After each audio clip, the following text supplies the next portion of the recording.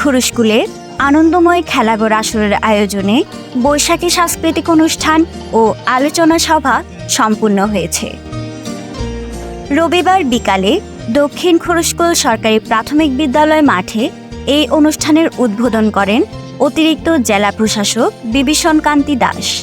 এরপর বর্ণাঢ্য শোভাযাত্রা বের করা হয়, যা খুরুশকুলের প্রধান সড়ক প্রদক্ষিণ করে। এরপর শুরু হয় আলোচনা। সংগঠনটির সভাপতি অসীম কুমার দত্তের সভাপতিত্বে ও সাধারণ সম্পাদক মোহাম্মদ শহীদুল্লাহর সঞ্চালন বক্তব্য রাখেন খেলাঘর কেন্দ্রীয় কমিটির সদস্য জাহেদ সরোয়ার সোহেল।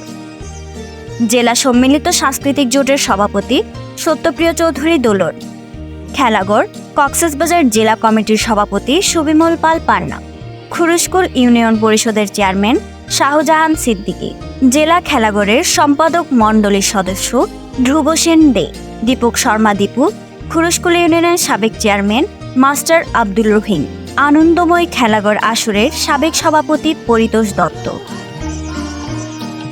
আলোচনা সভার পর সাংস্কৃতিক অনুষ্ঠানের মধ্য দিয়ে শেষ হয় এবারের আয়োজন। News desk, CCN.